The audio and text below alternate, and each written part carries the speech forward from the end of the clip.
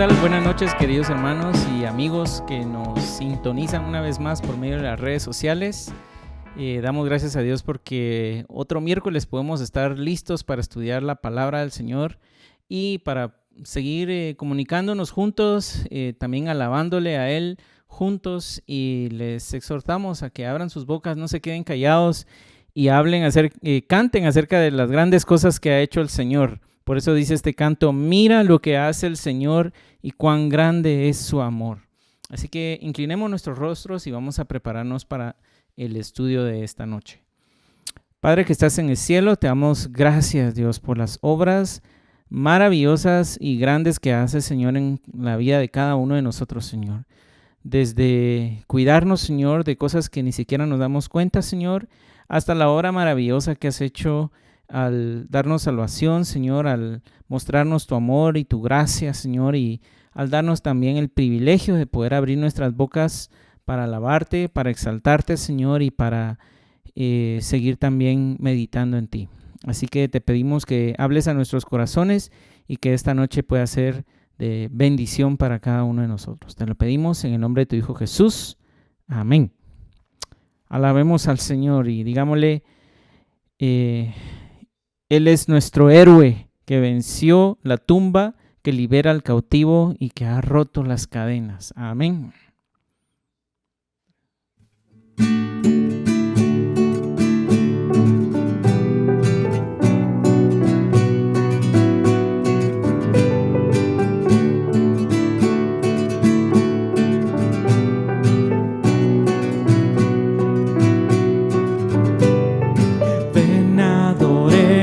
Al Rey, ven a postrarte ante Él, grandes sus obras. Mira lo que hace el Señor, mira cuán grande es su amor, grandes sus obras, grandes sus obras. Cielo la tumba venció, libera al cautivo, cadenas rompió. Oh Dios, grandes tus obras, cantamos alegres en tu libertad, exalta tu nombre, Jesús el Señor. Oh Dios, grandes tus obras.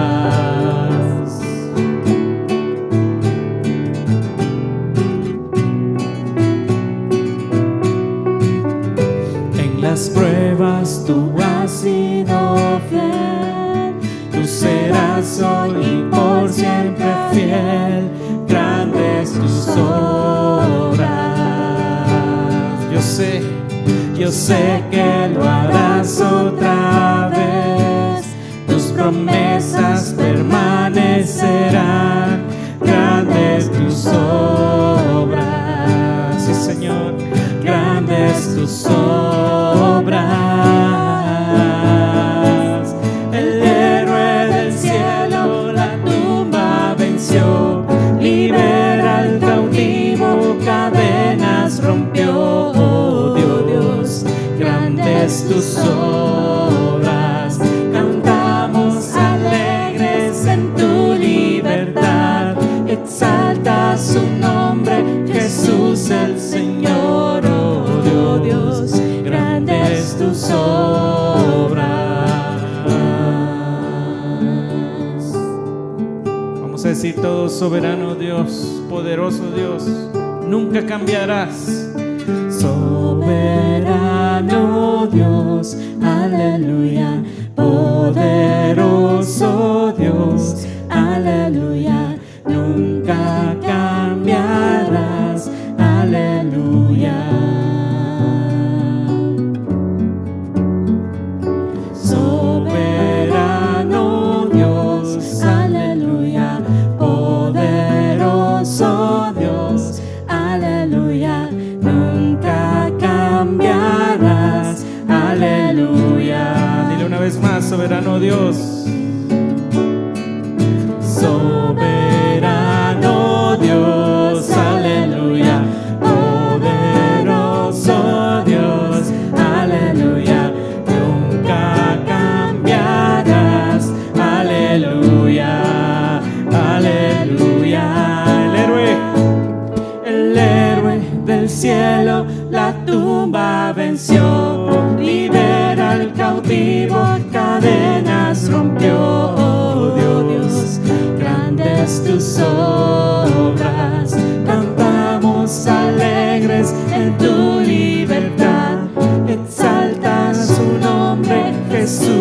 Señor, oh Dios, grandes tus obras, grandes tus obras, grandes tus obras.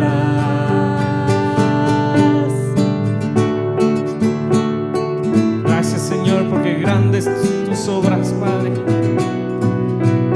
y tu misericordia y tu amor para cada uno de nosotros.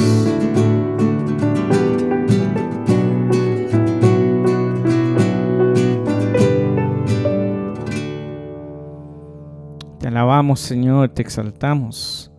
Tú eres ese Dios maravilloso, ese Dios misericordioso que todo el tiempo está obrando en nuestro corazón, en nuestra vida, en nuestro cuerpo, librándonos y cuidándonos. Te alabamos, Señor.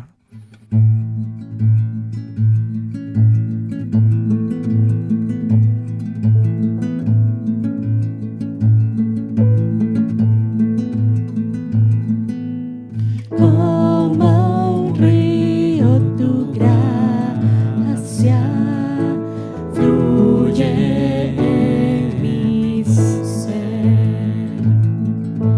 Sobreabunda tu amor, inundándome.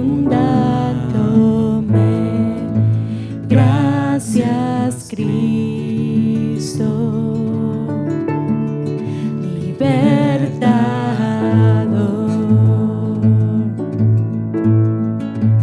Me salvaste, mi Redentor.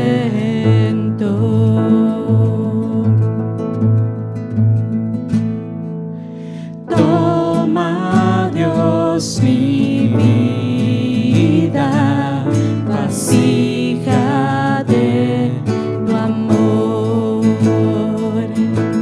A ti la dedico por ver tu reino, Dios. Gracias, Cristo, libertador.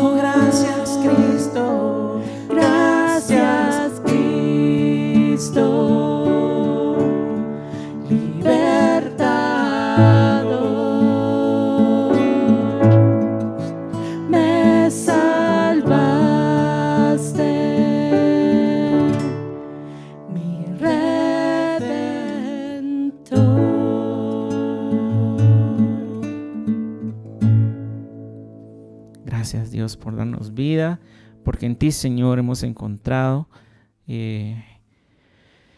la vida, Señor, abundante aquí en la tierra mientras tú vienes, Señor.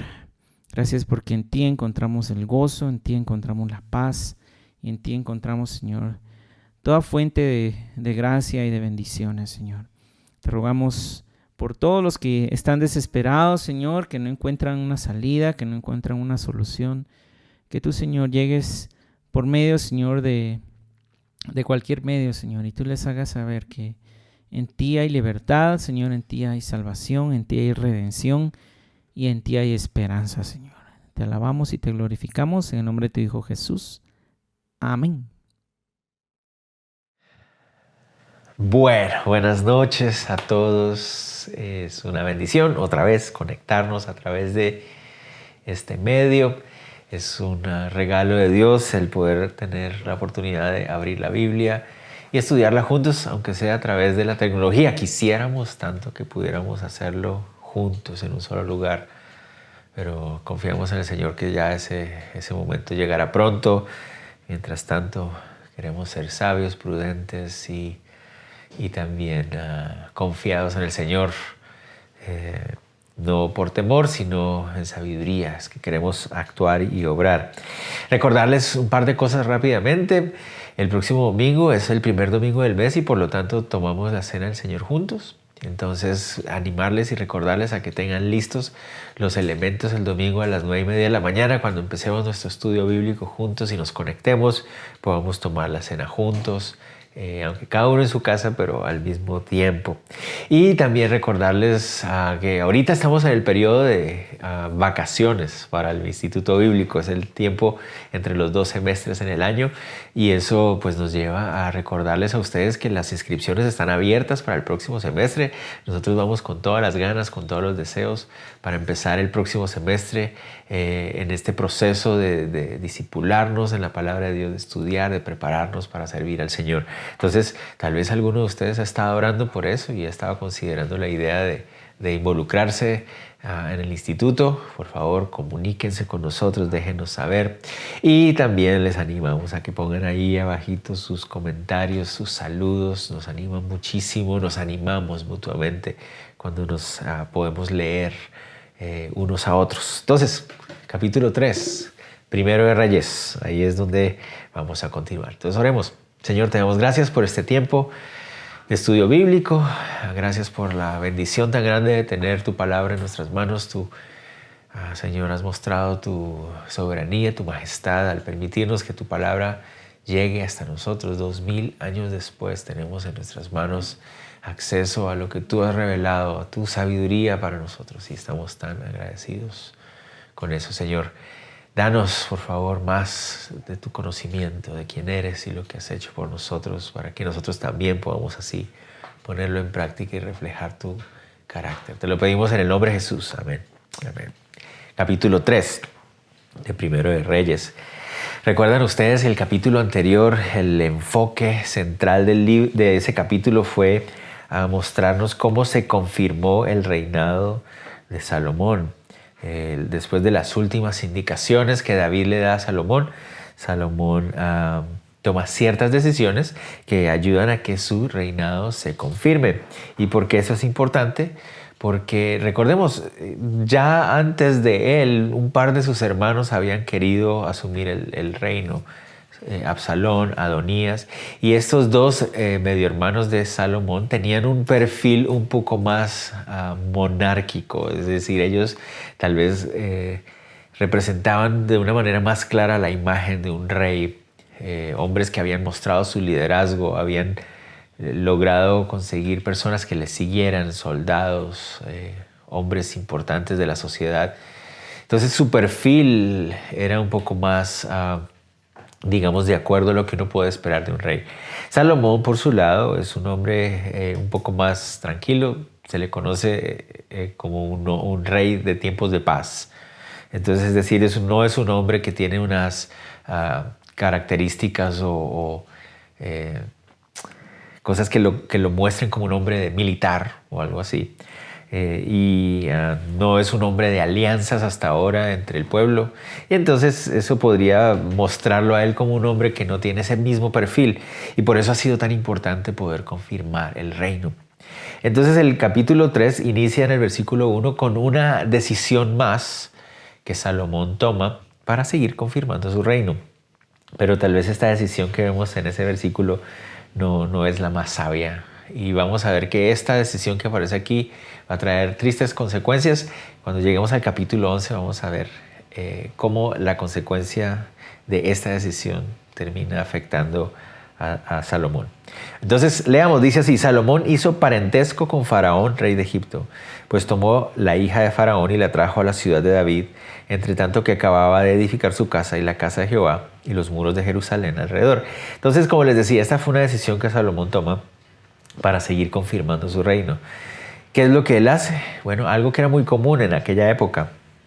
En esa época era muy común que un rey se casara con la hija de otro rey o con una reina, o que se emparentaran entre reyes, ¿verdad? Entre reinados, para que de esa manera se crearan unas alianzas que les permitieran ser mucho más fuertes.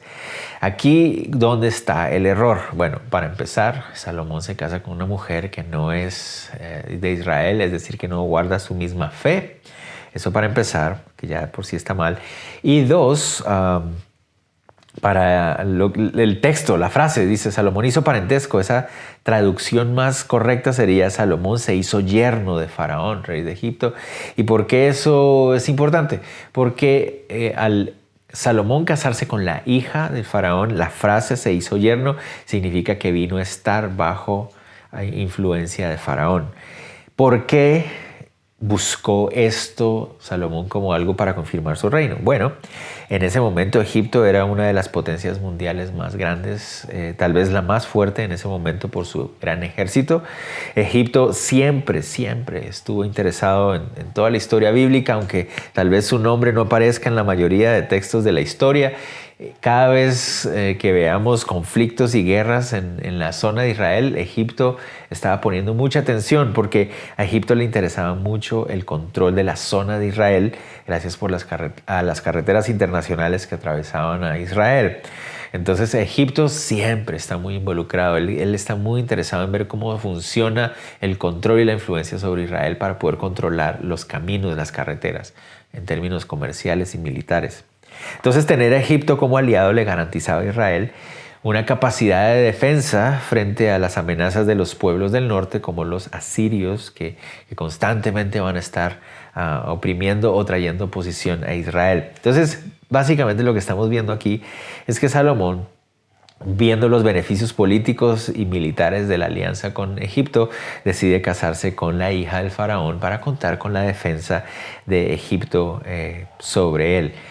Una decisión no muy sana, como les decía, en primer lugar por aliarse o casarse con una mujer que no tiene la misma fe y que eso le va a traer tristes consecuencias, como les decía. Y dos, porque eso nos muestra que Salomón está poniendo más su confianza en el poder militar de una fuerza extranjera en lugar de ponerla en las manos de Dios.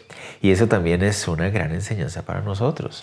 Muchas veces nos dejamos llevar por nuestras propias estrategias humanas y tratamos de ver cómo podemos obtener ciertos beneficios o cierta estabilidad, pero al poner nuestra confianza en el poder del hombre, en el dinero, en nuestros negocios, en nuestras alianzas que podemos hacer con una y otra persona, en lugar de vivir constantemente en un descanso, en una dependencia total de que estamos en las manos de Dios. Sí, o sea, no estoy diciendo que esté mal hacer negocios, pero siempre que sea guiado por el Señor, siempre descansando en que, aunque el negocio no salga, Dios está en control de mi vida. Es en Él en quien descanso y no en las cosas que yo pueda hacer y los contratos y los acuerdos que yo pueda lograr. Es el Señor el que me sostiene y Él me guía a los negocios que tenga que hacer, a los trabajos que tenga que tener. Él es el que me guía porque de Él, en el descanso de Él depende. ¿Ok? Entonces, eso para empezar. Continuemos. Los versículos del 2 hasta el 4 nos van a mostrar el inicio de un encuentro que Salomón tiene con Dios. Y lo triste es que este encuentro va a marcar el inicio de la vida de reinado de Salomón pero se va a ir deteriorando al pasar el tiempo, que esa es una de las grandes destrezas de la vida de Salomón. Pero al inicio, Salomón muestra tener un amor por el Señor, un deseo de agradar al Señor. Empecemos leyendo, voy a leer del 2 al 4. Dice, hasta entonces el pueblo sacrificaba en los lugares altos, porque no había casa edificada al nombre de Jehová hasta aquellos tiempos. Mas Salomón amó a Jehová, andando en los estatutos de su padre David. Solamente sacrificaba y quemaba incienso en los lugares altos. E iba el rey a Gabaón, porque aquel era el lugar alto principal, y sacrificaba ahí. 1000 holocaustos sacrificaba Salomón sobre aquel altar. Entonces, aquí vemos el anhelo, el deseo de Salomón al inicio de su reinado de agradar a Dios. Pero hay varias cositas que queremos notar antes de que vayamos a ver ese encuentro que Salomón tiene con el Señor. 1. Notemos la frase o la expresión lugares altos. ¿Por qué quisiera que ustedes la notaran? Porque de aquí en adelante los capítulos que vienen de Primero y Segunda de Reyes va a ser énfasis constantemente en los lugares altos. ¿Por qué? La palabra lugares altos realmente se puede traducir como lugares abiertos, pero se refiere a los lugares donde los paganos cananeos levantaban su adoración a sus dioses falsos en la tierra de Israel. Usualmente en las colinas, en las cimas de las colinas, y por eso se les conoce también como lugares altos. Pero no necesariamente o no únicamente sobre las colinas, pero se refiere a todos esos lugares donde habían altares que se levantaban hacia los dioses falsos. Pero ¿qué es lo que sucede? Israel está en control de la tierra y entonces Israel usaba los lugares altos para adorar al Señor, para adorar a Jehová. Eran altares y lugares específicamente construidos para adorar falsos dioses. Pero los israelitas los estaban usando para adorar a Jehová. Entonces aquí lo pone de esta manera porque dice que no había casa edificada en nombre de Jehová en aquellos tiempos. La razón por la cual aparentemente no es grave lo que está sucediendo es porque todavía no hay un templo en Jerusalén. Entonces al no haber un templo en Jerusalén, era como, digamos entre comillas, como permitido que los israelitas usaran estos altares para adorar a Jehová, porque todavía no había un templo.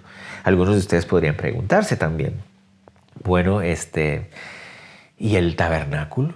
¿Qué pasó con el tabernáculo de reunión? O sea, Dios le dio a Moisés en el Éxodo, cuando ellos estaban en el desierto, un tabernáculo de reunión para que allí pudieran encontrarse con Dios y levantar y presentar sacrificios. Y ese tabernáculo ellos lo llevaron a la tierra prometida. Está en Israel. ¿Por qué no lo están usando? Es una gran pregunta. Bueno, resulta que el primer libro de Crónicas nos dice que Saúl había dejado el tabernáculo, la tienda, la había dejado en Gabaón. Pero resulta que el arca del pacto, ¿recuerdan? El arca del pacto David la llevó a Jerusalén. Entonces, el arca del pacto está en Jerusalén y el tabernáculo está en Gabaón, como a 10 kilómetros al norte. Están en dos lugares diferentes, deberían estar juntos, pero están en lugares separados. Y eso nos muestra el estado espiritual en el que la nación se encontraba. Eso nos muestra. Resulta que Gabaón, al tener el tabernáculo de reunión sin el arca del pacto, se había convertido en el lugar alto más importante de la nación. Tenían un montón de lugares altos, pero Gabaón era el lugar alto más importante. Y el arca del pacto estaba en Jerusalén, donde básicamente ahí adoraba el rey y su familia, no el resto del pueblo. El resto del pueblo tenía que adorar en los otros lugares altos. Antes de que continuemos, ¿alguna vez se han preguntado ustedes por qué el Salmo 121 dice miraré a los montes de dónde vendrá mi socorro? Se refiere a esos lugares altos. Dice, voy a buscar en los lugares altos a los otros dioses, a las otras adoraciones. ¿De dónde viene mi socorro? No, mi socorro viene de Jehová. Eso para que lo tengan en cuenta para cuando lean el Salmo 121. Entonces, quiero que ustedes noten un asunto. David fue un gran rey para la nación en términos políticos, pero tenemos que reconocer que su influencia en términos espirituales no fue definitivamente la mejor, en el sentido de que David pudo haber traído el tabernáculo y haber establecido el tabernáculo con el arca del pacto en Jerusalén, pero no lo hizo. El texto no nos dice por qué no lo hizo, pero ese es un error. De aquí en adelante, en el resto del libro de Reyes, de primero y segundo de Reyes, se va a hacer mención constante de que los reyes que vendrían después de Salomón dejarían los lugares altos, no los quitarían. Solo algunos pocos lidiarían con estos lugares altos, pero la gran mayoría continuarían con estos lugares altos aún después de que Salomón edifique y establezca el templo en Jerusalén. Y ahí va a estar uno de los más grandes problemas de la nación. Pero continuemos, dice ahí en el verso 3 que Salomón amaba a Jehová, y aquí es donde quisiera también ver un punto muy importante para nosotros. En la Biblia, en el Antiguo Testamento sobre todo, cada vez que alguien ama a Jehová, que hay una expresión de que amó a Jehová, ese amor se manifiesta en obediencia a sus estatutos. Dice, mas Salomón amó a Jehová andando en los estatutos de su padre. En el Antiguo Testamento la expresión de amor no es una expresión de cariño, de palabras lindas o de expresiones bonitas, y eso es algo muy importante. Siempre que se expresa el amor en el Antiguo Testamento se expresa a través de acciones y sobre todo en términos de la relación con el Señor se expresa a través de obediencia. Y sabemos, el Señor Jesucristo nos dijo lo mismo: ustedes me aman si guardan mis mandamientos. Entonces, ¿a qué voy con esto? El amor siempre en la Biblia es mucho más que una expresión verbal, o es mucho más que simplemente un sentimiento. El amor en la Biblia es una decisión que te lleva a tomar decisiones, a la acción. ¿Okay? Y eso solo para que lo tengamos en cuenta. Entonces Salomón en ese momento amaba a Jehová y trataba de obedecer los estatutos que su papá David le había dado, y sacrificaba en los lugares altos, pero dice aquí que hay un énfasis en el lugar alto de Gabaón, que era el lugar alto principal, como les decía. Y ahí un día nos dice la Biblia, cuando leemos el segundo libro de Crónicas, en capítulo 1, nos dice que Salomón un día fue a Gabaón, donde estaba el tabernáculo, invitó a los oficiales civiles, a los jefes civiles de la nación, para adorar al Señor. Quiso levantar 1000 sacrificios de holocausto ese día. Mucho se discute acerca de si fueron literalmente 1000 o simplemente 1000 es una expresión de muchos. Yo no tengo por qué dudar de que hayan podido haber sido 1000, pero el énfasis es en que son holocaustos. ¿Qué quiere decir esto? Tengamos en cuenta que los judíos tenían 3 clases de sacrificios. Uno de ellos era el de holocausto. El sacrificio de holocausto era el sacrificio donde se entregaba todo el animal. El animal se le daba muerte al animal, y luego se le quitaba la piel, y después se cortaba el animal en pedacitos completo, y se ponía en el altar a que se consumiera completa y totalmente. Y ese sacrificio representaba el deseo de un genuino anhelo de entregarse por completo a Dios. Es decir, este animal, así como se quema todo completo, así, Señor, quisiera yo entregarme por completo a ti. Eso es lo que representaba ese holocausto. Es una adoración a Dios donde yo estoy entregándole todo a Dios. Es lo que representaba. Entonces, ¿qué está haciendo Salomón cuando él está diciendo que él entregó 1000 holocaustos? Eso nos habla mucho acerca del corazón sincero que tenía Salomón en ese momento, de decir, ¿cómo pudiera yo igualar este deseo que yo tengo en mi corazón de entregarme por completo a ti, si los animales que tengo aquí no son suficientes para hacerlo? O sea, yo quisiera poder dar miles y miles de animales en sacrificio de holocausto que reflejen mi deseo, el deseo de mi corazón, pero no son suficientes. Y esto es algo muy importante, porque representa una adoración de entrega total y devoción al Señor. ¿Y por qué es importante? Porque nos lleva al punto de reconocer que no hay suficientes sacrificios que se puedan igualar a la alabanza que el Señor merece.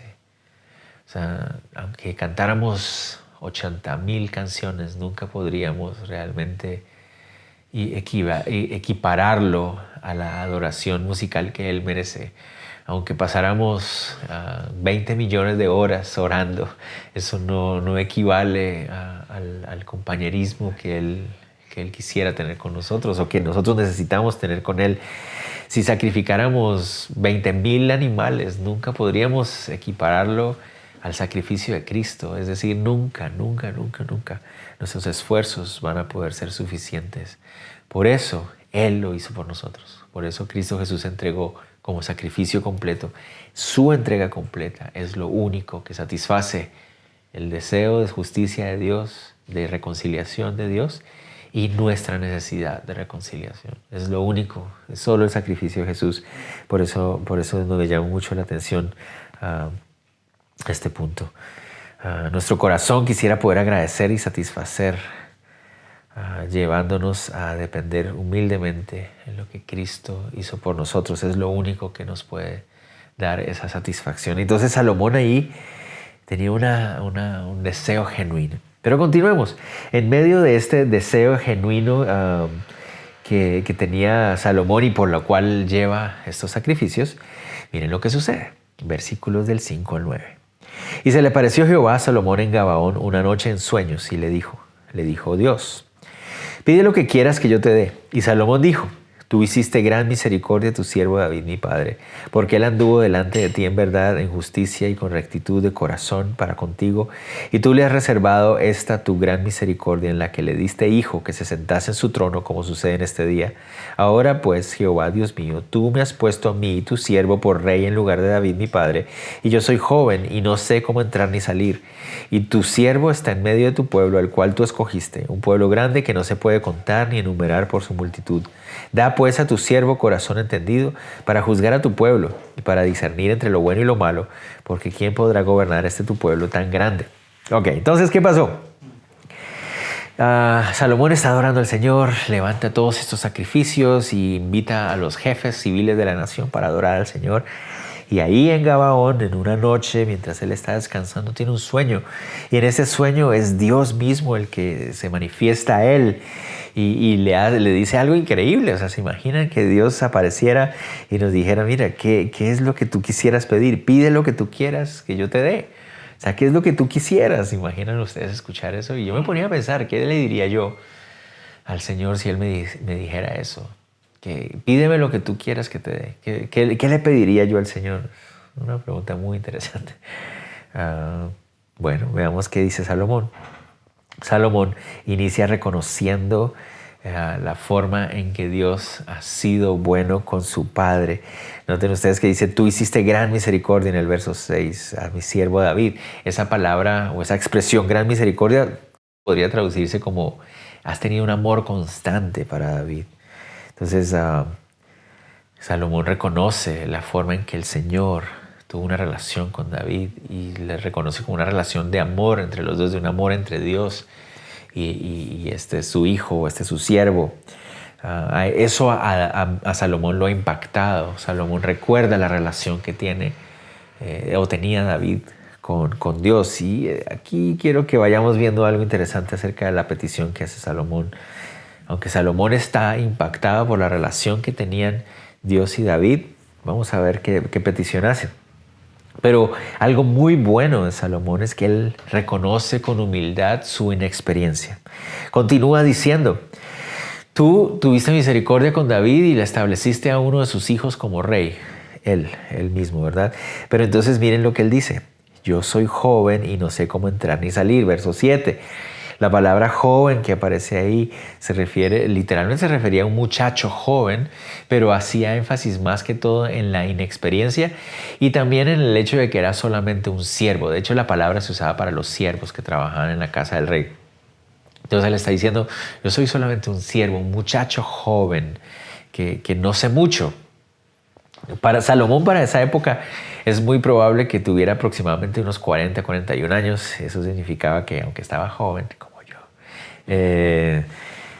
no era un muchacho adolescente. A lo que me refiero es que la palabra joven que él usa ahí no es tanto para referirse a su juventud de edad, sino más que todo a su inexperiencia. Como les decía, Adonías y Absalón habían mostrado ya ciertas capacidades de liderazgo, pero hasta ahora Salomón no. Y entonces Salomón se siente tal vez de cierta manera, él se siente inadecuado para el trabajo y dice, Señor, yo no tengo mucha experiencia para esta labor. Yo vi a mi padre tener una relación de amor contigo y yo la verdad no estoy seguro de cómo hacer bien mi trabajo. Entonces eso lo lleva a reconocer la necesidad de sabiduría. Y aquí también quisiera sacar una buena aplicación para nosotros. Yo creo que uno de los problemas más terribles que tenemos en nuestra época moderna, y sobre todo en nuestro hemisferio occidental, es que los jóvenes han llegado a pensar que lo saben todo. Se les ha dado una cierta libertad a los jóvenes en edad para pensar que lo saben todo y que no necesitan nada de los más adultos. Eso es algo que pasa en nuestra época. Los muchachos no quieren aceptar instrucción, no quieren aceptar consejo, porque se les ha llevado a pensar de que no, ellos como tienen tecnología, como tienen acceso a mucha información, entonces lo saben todo, ya no necesitan nada. Y entonces vemos cómo muchos jóvenes actúan con esa arrogancia. El ejemplo de Salomón es muy bueno para todos nosotros, porque él reconoce que la responsabilidad que tiene frente a él es más grande que él mismo. Es más grande que sus capacidades y por lo tanto él necesita de la ayuda del Señor. Y esa es la actitud correcta de un hombre, la actitud correcta de un joven. Decirle, Señor, esta responsabilidad que tú me has dado es grande, tengo mucho que hacer y quiero vivir una vida agradable a ti, pero sé que soy débil, ayúdame tú, quiero hacerlo como tú me digas, dependiendo de tu fuerza, dependiendo de tu sabiduría. Esa es la actitud correcta. Tampoco se trata de ver la dificultad de la responsabilidad, ver la tarea, ver la lucha que tenemos frente a nosotros y quedarme llorando, empezar a quejarme y renunciar a la tarea. No, eso es muy grande para mí, yo mejor no, y me voy, me desaparezco, renuncio.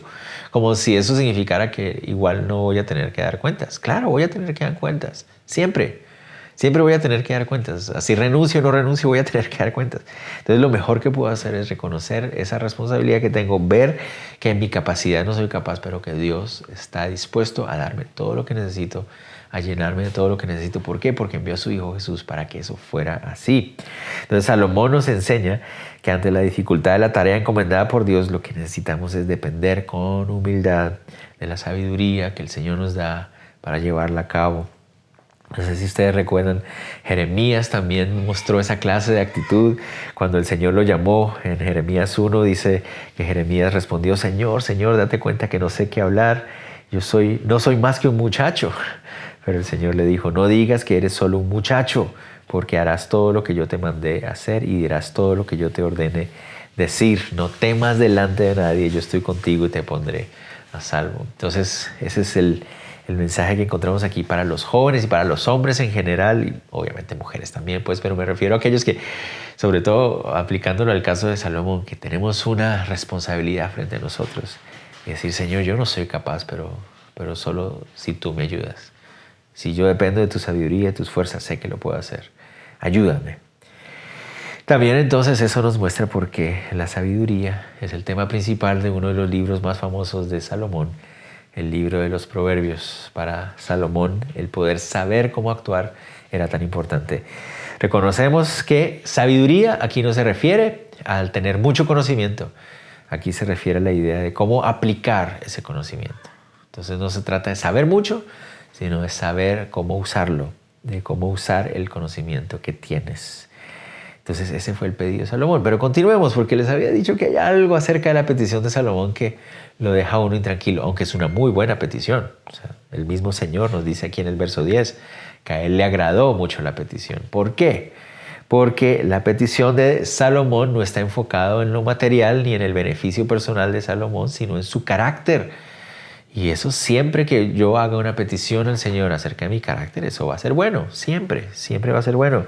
Entonces miren lo que dice el Señor ante la petición de Salomón. Y agradó delante del Señor que Salomón pidiese esto.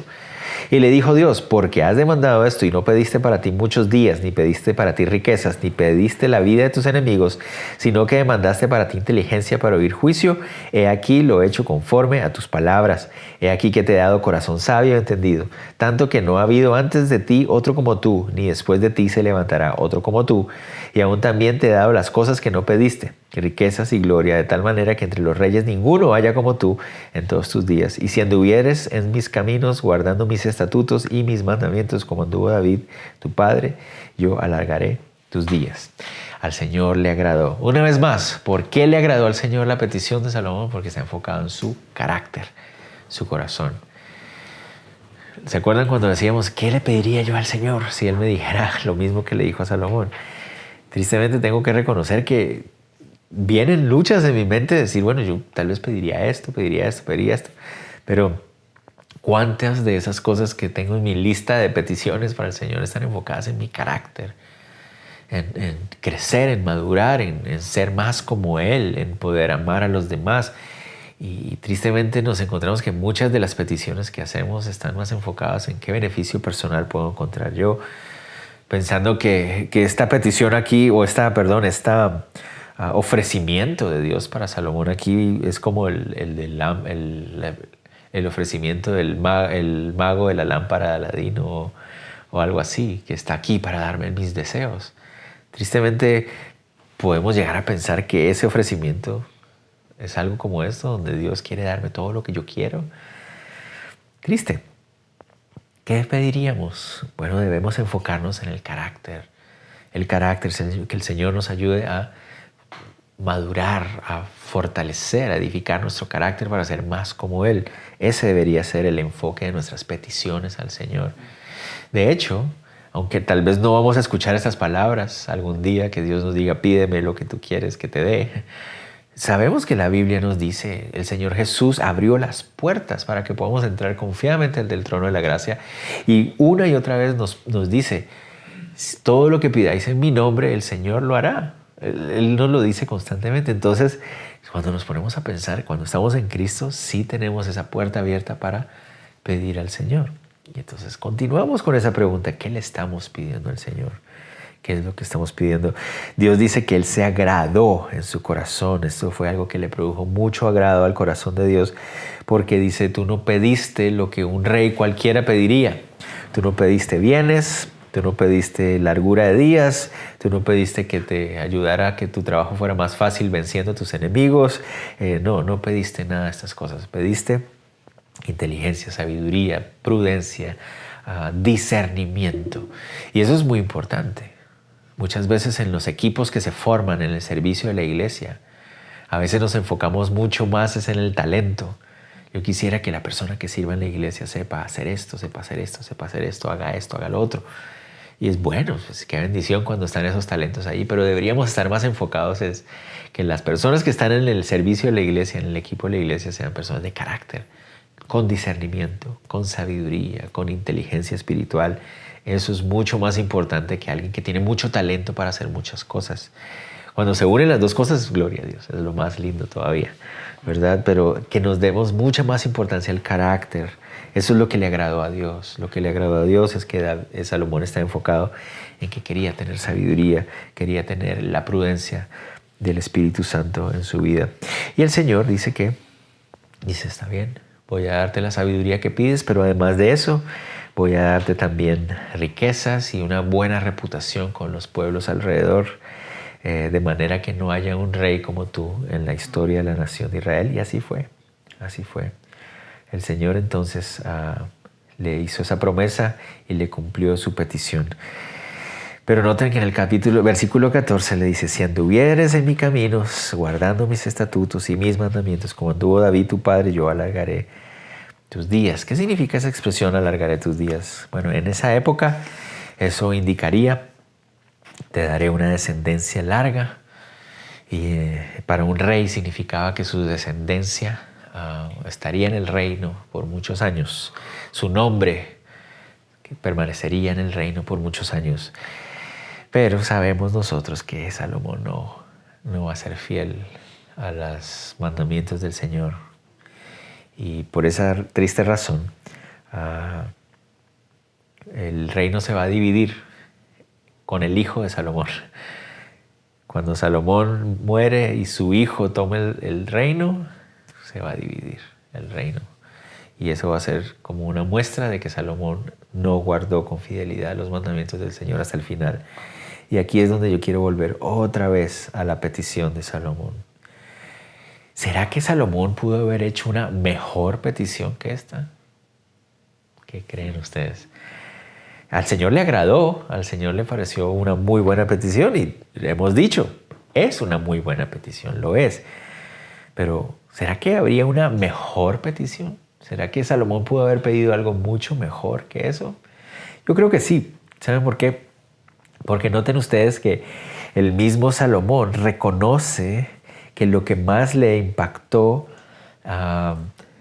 de David, de su padre, era la relación de amor que tenía con Dios. Dice, tú has tenido un amor constante para mi padre David. Es eso lo que le ha llamado la atención, le ha impactado.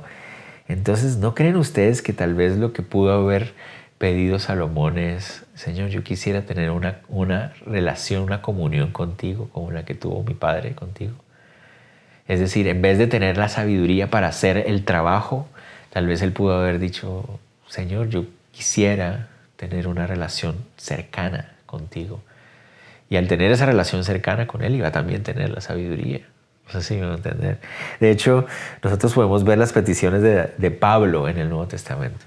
Por ejemplo, en Colosenses, en Efesios, cuando dice, yo oro por ustedes para que ustedes crezcan en el conocimiento del Señor, que ustedes puedan crecer en el conocimiento de su amor, de cuánto Él nos ama. Ese es el deseo de Pablo, que nosotros podamos fortalecernos y crecer en nuestra relación con Él. Yo creo que si Salomón se enfocó más bien en tener la capacidad para ser siervo, pero no se enfocó en la capacidad que podía tener de ser hijo de Dios. Y muchas veces cometemos el mismo error. Y el Señor hablaba mucho en mi corazón acerca de eso, porque muchas veces uno se encuentra, tal vez como pastor o como siervo de Dios, uno se encuentra orando y pidiendo mucho a Dios que le dé la capacidad para hacer la obra. Señor, ayúdame a hacer una buena obra, a tomar buenas decisiones, a cuidar. Y se enfoca uno mucho en esa parte para hacerlo bien, ser un buen siervo. Y a Dios le agrada eso, pero estamos disfrutando el poder ser hijos, el poder estar ahí con Él, tener compañerismo con Él. Yo creo que ahí es donde estuvo el problema para Salomón. Porque Salomón no buscó tener una relación con Dios como la de su padre. Y eso fue lo que lo terminó diferenciando. Al pasar el tiempo, Salomón solamente quería ser un buen rey y se olvidó de su relación con Dios. Y eso lo llevaría a tener unas terribles decisiones espiritualmente hablando que le harían mucho daño a él y a la nación. Pero bueno, terminamos ahí ese punto diciendo que lo mejor que podemos pedir y anhelar es tener una relación cada vez más fresca, más fuerte, más sólida con nuestro Señor. Porque si lo buscamos a Él como primera cosa, a Él y su justicia, entonces tendremos todas las otras cosas que necesitamos. Esa es la promesa del Señor. Continuemos, porque dice que Salomón se despertó, verso 15, vio que era un sueño, vino a Jerusalén, se presentó delante del arca del pacto de Jehová y sacrificó holocaustos y ofreció sacrificios de paz e hizo también banquete a todos sus siervos. Esto es bien lindo porque recuerden que los 1000 sacrificios de holocaustos los levantó en Gabaón. Pero cuando Salomón se despierta de tener ese encuentro con Dios, regresa a Jerusalén. 10 kilómetros hacia el sur. Y en Jerusalén está el arca del pacto. Y en el arca del pacto, ahí en el altar que estaba frente al arca del pacto, donde no está el tabernáculo, sacrifica holocaustos. Pero aquí hay otra cosa. Hace sacrificios de paz. ¿Qué significa esto? Recuerden, los sacrificios de paz eran diferentes a los holocaustos. Recuerden, en los holocaustos se quemaba todo el animal. En los sacrificios de paz se sacrificaba el animal, se le daba muerte y después se quemaba una parte en el altar. Otra parte se la comían los sacerdotes que ayudaban en el servicio y la otra parte del animal se la comían la persona que había llevado el sacrificio y su familia. Aquí vemos que Salomón ofreció muchos sacrificios de paz e invitó a banquete a sus siervos. ¿Qué quiere decir eso? Invitó a los que servían en su casa para que tuvieran compañerismo entre ellos y con Dios, porque eso es lo que significaba el sacrificio de paz. Una parte se quemaba en el altar, era para Dios. La otra parte, el sacerdote, que era el intermediador. La otra parte, la familia que había hecho el sacrificio, representando que hay un compañerismo con Dios de agradecimiento, de comunión. Salomón está tan gozoso, tan feliz, que le invita a todos los siervos para que todos sean parte de este sacrificio de paz y todos puedan representar que estaban en comunión con Dios, estaban felices. Sigamos. Ese es el inicio del reinado de Salomón y parece muy bueno. Ojalá se hubiera mantenido de esa manera. Pero continuemos. Versos 16 al 28 termina el capítulo hablándonos de una de las expresiones de sabiduría de Salomón. Una de las historias más famosas de la vida de Salomón. Muy interesante. Dice así: en aquel tiempo vinieron al rey 2 mujeres rameras y se presentaron delante de él. Y dijo una de ellas: ah, señor mío, yo y esta mujer morábamos en una misma casa y yo di a luz estando con ella en la casa. Aconteció al tercer día después de dar yo a luz que ésta dio a luz también y morábamos nosotras juntas. Ninguno de fuera estaba en casa, sino nosotras 2 en la casa. Y una noche el hijo de esta mujer murió porque ella se acostó sobre él y se levantó a medianoche y tomó a mi hijo de junto a mí, estando yo tu sierva durmiendo, y lo puso a su lado y puso al lado mío su hijo muerto. Y cuando yo me levanté de madrugada para dar pecho a mi hijo, he aquí que estaba muerto. Pero lo observé por la mañana y vi que no era mi hijo el que había dado yo a luz. Entonces la otra mujer dijo: no, mi hijo es el que vive y tu hijo es el muerto. Y la otra volvió a decir: no, tu hijo es el muerto y mi hijo es el que vive. Así hablaban delante del rey. Bueno, entonces viene una situación muy dura, muy difícil, muy extraña también. Bueno, para empezar, la palabra ramera que aparece ahí se podría traducir también como hosteleras. ¿A qué se refiere eso? Es decir, eran mujeres que trabajaban en hostaleras, o que trabajaban en lo que se le conocía como posadas, pero suena mejor decir hostaleras. Si me entiendes, la otra palabra no suena muy bien. Pero entonces estas mujeres trabajaban en una posada. Y las posadas, que eran como especies de hoteles en aquella época, no tenían muy buena reputación, porque quedaban a las afueras de las ciudades, entre los caminos. Y las personas que se hospedaban en lugares así no eran de muy buena reputación, como les decía. Por lo general eran lugares donde se daban negocios turbios, oscuros, y también eran lugares que se usaban para la prostitución. Es decir, los viajeros pasaban por ahí y las mujeres que atendían y servían en esos lugares terminaban involucrándose en prostitución con los visitantes. Entonces, por eso se les llama rameras ahí. Lo que llama la atención es que en Israel era muy común que los problemas y los conflictos interpersonales se trataran y se solucionaran con los jueces o los ancianos de cada ciudad. Entonces, ¿por qué llama la atención? Pues que estas 2 rameras, que podrían ser consideradas, digamos, de un estrato social no muy respetable, tuvieran acceso a hablar directamente con el rey. Eso llama mucho la atención. Y muchos hacen ver que esa era una de las características de Salomón, que él se hacía muy accesible al pueblo. O sea, la gente podía llegar a él de manera fácil. Entonces vienen estas 2 mujeres con un gran problema, un problema horrible. Resulta que en medio de su tal vez promiscuidad o de la situación en la que viven en estos hostales o posadas, entonces las 2 han terminado en embarazo y han terminado las 2 dando a luz en un tiempo muy cercano. Dice que una 3 días antes que la otra.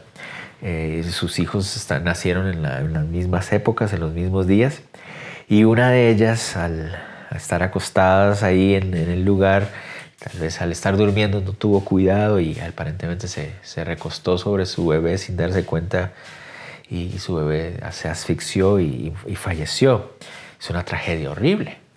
O sea, yo no me puedo imaginar lo que eso puede ser. Es una tragedia espantosa, horrible.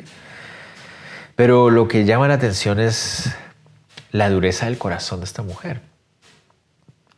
Su hijo ha muerto, pero lo que ella hace es tratar de cambiarlo por el otro hijo. No sabemos si tal vez perdió la conciencia. O sea, ¿por qué actuaría de esa manera? Si es solamente dureza de corazón, si esta es una mujer malvada en su corazón, qué sé yo, no sé. Pero la forma de actuar tal vez no lo podemos comprender. Tal vez, perdió en ese momento su mente y hizo una locura.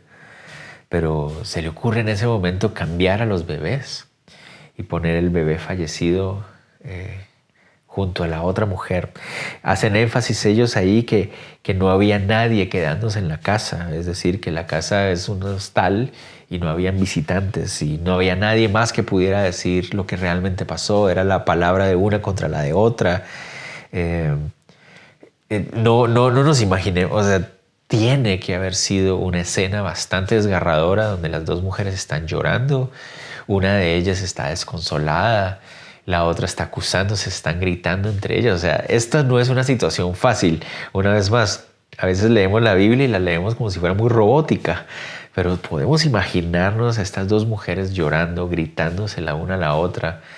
Era una situación muy horrible. ¿Cómo poder saber qué hacer? ¿Quién estaba diciendo la verdad?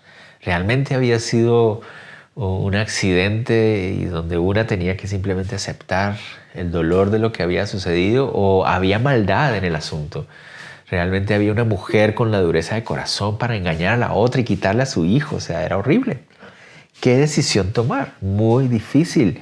Como no había una tercera persona que pudiera fungir como testigo, era la palabra de una contra la otra. Obviamente el bebé que estaba vivo no podía decir nada. Es un bebé recién nacido. Es demasiado difícil de enfrentar esta situación. Definitivamente se requiere de sabiduría. Entonces Salomón dice esto. El rey entonces dijo, esta dice, mi hijo es el que vive y tu hijo es el muerto. Y la otra dice, no, mas el tuyo es el muerto y mi hijo es el que vive. Y dijo el rey, traedme una espada. Y trajeron al rey una espada. Y uno dice, ¿para qué quiere Salomón una espada? Se aburrió, se cansó y ahora las va a matar a todas, ¿no? ¿Qué va a hacer? ¿Qué está haciendo Salomón? Recuerden, Salomón no es un hombre que es caracterizado por ser un hombre violento. Salomón no es un hombre de guerra. Él nació en la casa real. Su papá peleó todas las batallas que él nunca tendría que pelear. Y Salomón no es un hombre que se caracteriza por ser un hombre violento. Entonces, ¿para qué querría una espada Salomón? Enseguida, verso 25, el rey dice, partid por medio al niño vivo y dad la mitad a la una y la otra mitad a la otra. Muy interesante. La mujer que estaba mintiendo manifiesta una gran dureza de corazón. Como les digo, puede ser porque se haya enloquecido en ese momento por el impacto de lo que pasó, no sé. Pero ella no manifiesta ningún tipo de luto ni de dolor. Ella está dura en su corazón hasta el punto de haber cambiado a los bebés. Y Salomón ve que la forma en que se puede encontrar la solución es tal vez equiparando esa dureza. Es muy interesante la forma en que Salomón pensó encontrar la solución. La solución de Salomón era tan dura que solamente el corazón duro de la mujer que estaba mintiendo podría entenderla y apreciarla. Es interesante eso. Ella, en su condición de dureza de corazón, al ver una solución igual de dura, se sentiría identificada y eso la delataría. Sin embargo, un corazón blando sería el contraste y sería fácil de identificar. Es muy interesante la forma en que Salomón pensó. Cuando Salomón dice, partan al bebé en la mitad, dice, la mujer de quien el hijo estaba vivo habló al rey porque sus entrañas se le conmovieron por su hijo y dijo, Señor mío, da a esta el niño vivo y no lo matéis. Mas la otra dijo, ni a mí ni a ella, partidlo. Entonces, noten ustedes la frase dice, porque sus entrañas se conmovieron. Realmente la traducción más correcta es porque su vientre se conmovió. Y es como una expresión para mostrar su corazón de mamá. O sea, su corazón de madre se movió y dijo, prefiero que mi hijo esté vivo en las manos de esta mujer a que lo maten. Y entonces ahí fue donde, lo que les decía, la estrategia de Salomón, su solución, su propuesta era tan dura y tan cruel que solamente un corazón duro y cruel podían entenderlo y apreciarlo. En cambio, el contraste sería un corazón débil, quebrantado, humilde, que estaría diciendo la verdad. Y entonces ahí fue cuando Salomón se dio cuenta. Entonces el rey respondió y dijo, dad a aquella el hijo vivo y no lo matéis, ella es su madre. Así fue como él descubrió eso. Lo llamativo de la solución de Salomón es la rapidez con la que llegó a ella. O sea, en medio de esta situación, rápidamente supo que debía hacer. Claramente era la muestra de la capacidad que Dios le había dado cuando le hizo la petición. Los judíos, de hecho es bien chistoso, tienen un montón de historias de la sabiduría de Salomón, unas historias bien locas también, muy extrañas, pero donde tratan de mostrar la gran sabiduría que tuvo Salomón, y la sabiduría de Salomón se hizo muy notoria. Vamos a ver que eso lo va a llevar a tener unos encuentros que no le van a servir para mucho después, pero dice, y todo Israel oyó aquel juicio que había dado el rey y temieron al rey porque vieron que había en él sabiduría de Dios para juzgar. Recuerden lo que les había dicho. Salomón era un hombre, entre comillas, sin experiencia de liderazgo, a diferencia de sus dos medios hermanos que se habían levantado antes. Salomón, había necesitado confirmar su reinado y necesitó que el Señor le diera la sabiduría para hacerlo. Y el Señor se la dio. Gracias a esa sabiduría, el pueblo lo respetó y tuvo gran admiración por él. El Señor le dio todo lo que él necesitaba para realizar la obra. Y esa es una buena enseñanza para nosotros también. Ante la dificultad, ante la grandeza de la responsabilidad que Dios pone en nuestras manos, solo podemos depender y descansar de la capacidad sobrenatural que nos pueda dar para hacerlo, ser responsables y llevarlo a cabo. Y será notorio que es el Señor el que nos ha dado la capacidad para hacerlo. Seamos como Salomón. Reconozcamos con humildad nuestra incapacidad. No confiemos en nuestras propias fuerzas ni en nuestra propia prudencia. No seamos como jóvenes necios que dicen, no, yo puedo, yo ya lo sé todo. No, busquemos sabiduría, dependamos del Señor, humildemente descansemos en las capacidades que Él nos da para hacer la tarea. No huyamos de la tarea cuando la vemos tan grande. Sí, es grande, es muy fuerte, pero el Señor ha prometido darnos todo lo que necesitamos. Pidámoslo a Él, roguémoslo a Él. Él está dispuesto. Recuerden, el Señor Jesús nos hace esa promesa. Podemos venir delante de Dios y rogar que Él nos dé todo lo que necesitamos para realizar la obra. Y si lo hacemos en su nombre y lo hacemos en la actitud correcta, tenemos la confianza de que el Señor hará eso. El Señor nos dará lo que pidamos en el nombre del Señor Jesús, cuando está enfocado en el fortalecimiento de nuestro carácter, cuando está enfocado en agradarlo a Él. Él nos va a dar respuesta positiva a esas peticiones. Eso es lo que el Señor nos promete en su palabra. No huyamos de la responsabilidad. No seamos necios en esa área de ver la responsabilidad que tenemos delante de nosotros y decir, no, yo prefiero ignorarla porque es muy grande. Igual se nos va a llamar a cuentas. Entonces lo mejor que podemos hacer es asumirla, pero no en nuestras fuerzas, sino en las fuerzas del Señor, pidiendo a Él que Él nos dé la capacidad. Pero, sobre todo, más que solo descansar en que Dios nos dé la capacidad para hacer lo que tenemos que hacer, busquemos una relación personal, fuerte y fresca con Él. Eso es más importante aún. Más importante que las capacidades que Él nos pueda dar o las fuerzas que Él nos pueda dar. Primero busquémoslo a Él. Primero busquemos fortalecer nuestra relación, de conocer su amor a mayor profundidad, de conocer quién es Él a mayor profundidad. Y Él, a través de esa relación, nos estará dando la fortaleza y la capacidad que necesitamos. Entonces ahí terminamos nuestro capítulo 3 del Primero de Reyes y les animo para que la próxima semana ya estén leyendo el capítulo 4 para ver el Señor que nos enseña. Nos despedimos por esta noche. Dios les bendiga. Mucho ánimo en nuestra permanencia y dependencia del Señor en medio de toda esta situación, orando unos por otros, firmes, fuertes, en medio de la dificultad, de la enfermedad, de la tribulación, de la aflicción, firmes en Él para poder conocerlo más cercanamente hasta el día que Él venga por nosotros y nos vayamos con Él y ya se acabe todo este asunto. Dios los bendiga a todos. Nos vemos pronto. Oremos. Señor, te damos gracias por este tiempo. Te ruego por mis hermanos que están escuchando y viendo este mensaje. Señor Jesús, que podamos, como prioridad de nuestra vida, profundizar en nuestra relación contigo, depender de ti, de las fuerzas que tú nos das, de la sabiduría que tú nos das. Te lo pedimos en el nombre de Jesús. Amén. Amén. Dios los bendiga a todos. Un abrazo.